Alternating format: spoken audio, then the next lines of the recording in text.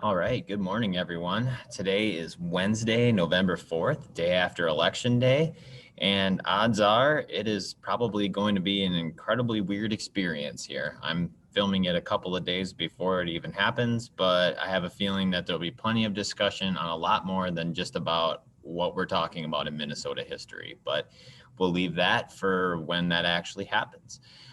So today we're going to pick up on a second day of talking about the U.S. Dakota War. We kind of went through it very what we call objectively, and we talked about some of the events and how sad it was. And today I thought it would be a good idea for us to maybe give what's called a primary source a shot.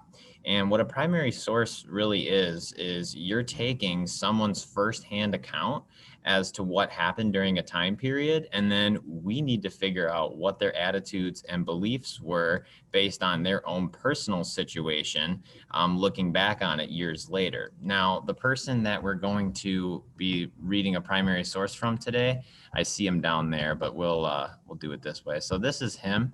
His name is Henry Whipple. And as you could see, he has a particular type of outfit on. And if you're familiar at all with the Christian faith, he's what's called a reverend. He is somebody who is a priest. Actually, he is an Episcopal reverend, which means it's the Church of England. But he was sent out here when Minnesota first became a state, and he ended up becoming the most popular, well-known missionary for this area. And as we know, missionaries are people that are trying to actively recruit people or at least preach their belief system to another group of people that might not necessarily believe in the same thing. And he spent his overwhelming amount of time with the Dakota and the Ojibwe, but really more the Dakota than anyone else. And he came up with a letter that he wrote on the U.S. Dakota War, being one of the very few white people at this time to try to stand up for the Dakota.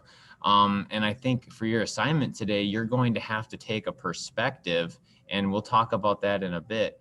But I do think that it's very, very helpful for us to look at somebody who believed that the Dakota were being treated unfairly, and yet at the same time, he's going to use a lot of language when referring to these Native Americans that we would think today is very offensive, right? So even though there are many things that he says that he's trying to help the Dakota, you can tell that he clearly has a bias towards white Americans having a more efficient system in how they take care of themselves. So in a way, it's still pretty shocking, some of the things that he says. But I want us to remember that as we're going through it, this is him trying to advocate for or help the Native Americans. So I'm going to plug in my document camera. Now, just really quick, we do have this up here. It'll be in your Google Classroom page. So if we go into this, into your Google Classroom, and go the long way, right? Just make sure we're doing it the right way. Classwork. Today's November 4th. Oh, that's 5th. November 4th. Oh, yikes. Wow, Mr. Plog. We're just going to, we're going to restart that. There we go. Down here, and the concerns document we're going to read is on there. That's just for us to read together. There isn't anything that you're going to need to do like with a worksheet or anything. We'll talk about that in a little while. All right, let's hop on into it. I'm going to hop on my document camera and we'll read it. And we'll talk about some of the words in there too as we go through it. All right.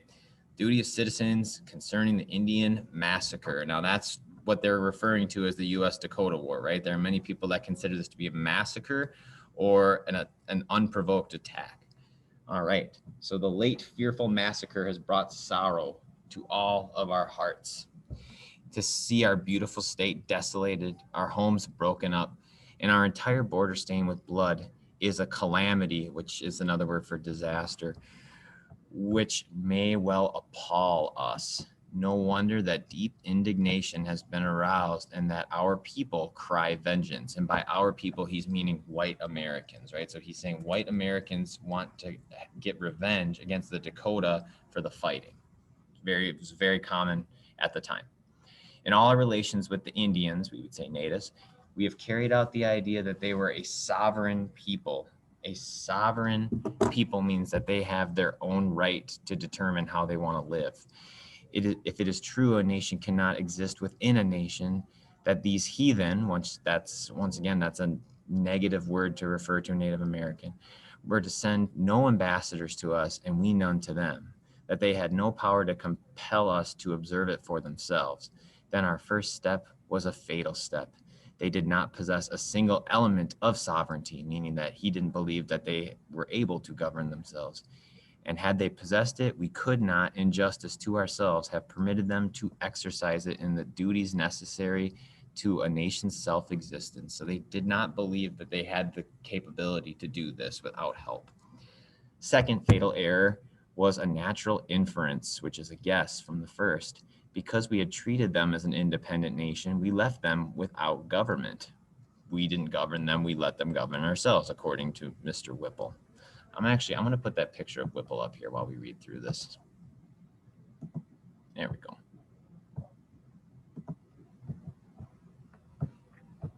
Okay. And can I zoom in? Perfect. The chiefs lost all independence of action and sooner or later become the pliant tools of traders or agents, powerful for mischief, but powerless for good. So in other words, because they didn't have this, according to him, they started doing negative things instead of positive things. Now he's saying it's not their fault, but at the same time, it still kind of sounds like he's being very negative. Nothing was given to supply the place of defective tribal government. The only being in America who has the law to punish the guilty or protect the innocent is the treaty Indian. The system of trade was ruinous or terrible to honest traders and pernicious to the Indian. It prevented all efforts for personal independence and acquisition of property. So according to him, all of the things that were done, the treaties, were to prevent Native Americans from getting their property back, which is probably true. The government had promised that the Indians' homes would be secured by a patent, but no patent has ever been issued. Every influence which could add to the degradation of this hapless race seems to be its inheritance. So degradation means to make someone feel bad, and he feels like the United States has gone out of its way to make sure that they are degrading them as a race of people who don't deserve the same rights as white Americans, which is sad, but I think he's got a point. Such a mistaken policy would be bad enough in the hands of the wisest and best men, but it is made hundredfold worse by making the office of an Indian agent one of reward for political services. It has been sought, not because it is one of the noblest trusts ever committed to men to try and redeem, but because upon a pittance of salary, a fortune could be realized in a few years. An Indian agent is actually a white person, right? We talked about this yesterday, and they dealt with and traded with the Native Americans. And what he's saying is that people get into it and they get rich because they are not fulfilling their obligations to Native Americans. And somehow they're being rewarded with being like governors and things like that later on. And to him, he doesn't think that's fair.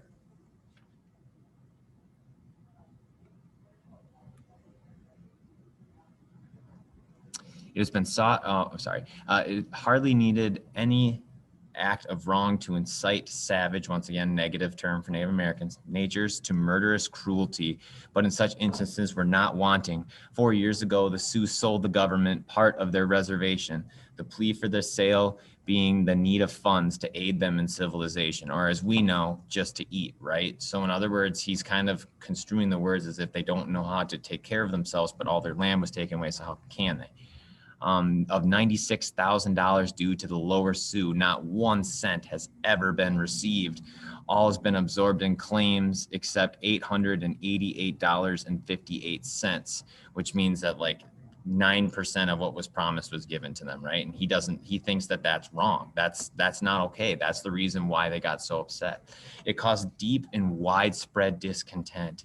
The agent was alarmed. And as early as May, he wrote me in this new fraud that there must be harvest of woe, saying God only knows what will be the result. In June, at the time fixed by the custom, they came together for the payment.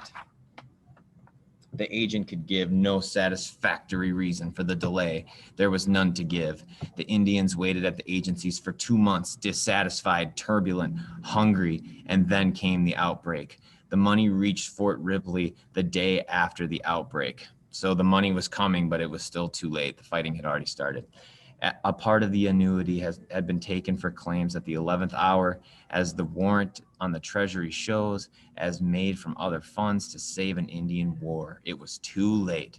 Who is guilty of the causes which desolated our border? At whose door is the blood of these innocent victims? I believe that God will hold the nation, the United States, guilty. Now, there's a little bit left here.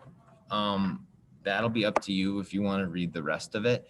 But Whipple was somebody who, as we saw, still used some very negative phraseology for Native Americans. He was one of the very few people that was a white American that was fighting for their rights. And unfortunately, he used it in a way where he tried to show that we should have shown more compassion rather than that they were independent people. But at least he was one of the few that was trying to make things better. Now, your assignment for tomorrow is kind of based off of this, but really it's just based off our last couple days of class. And what's going to happen is that you are going to have to go onto a Google Doc and you are going to have to take a perspective. Now, just really quickly, here's what your criteria is going to be. You are going to have to do one of these two perspectives, meaning that you're taking on the opinion of one of these two sides. Now, if you have an odd number of letters in your last name, or in your first name, sorry, you will do the perspective of the Dakota chief. This is somebody who would be a Native American fighting for Native American rights. If you have an even number of letters in your first name, you will do the perspective of the Army officer, the United States Army officer that fought the Native Americans. We'll say like Henry Sibley would be an example. Now, both groups, no matter who you are, you need to do the second one. So this is what it looks like. So if you have an odd number of letters in your first name, you will take the perspective of the Dakota chief. If you have an even number, you will take the perspective of the United States officer. Now, what you're doing is you are writing a paragraph based on what your feelings are in the U.S. Dakota War and the reason why you are wanting to fight. So as a United States officer, why are you upset? Why do you need to fight the Dakota?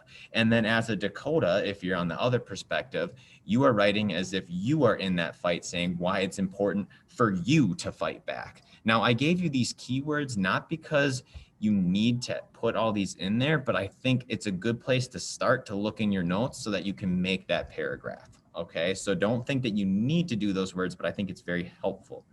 Now, the last thing is this bottom paragraph is something that you have to do no matter what, right? So I'm asking you your own opinion.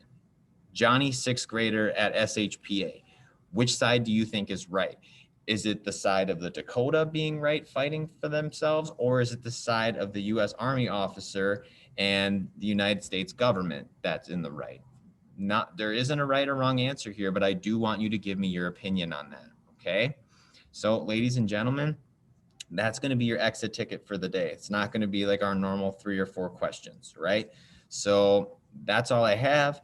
I understand this is a hard assignment. So if you're having any issues on it, GChat, email me, and I'll do whatever I can to try to help you out. Mr. Krieger is also a stud when it comes to this stuff. He can help you out too. But good luck to you. Hopefully this goes well. And remember, if you're looking for a really good perspective that goes right down the middle, showing what maybe white Americans and Native Americans were thinking during this time, that reading by Henry Whipple was really fantastic. All right, I'm going to leave you go. Have yourselves a wonderful day, and we will talk to you tomorrow when we begin to discuss Minnesota's state government. All right, take care.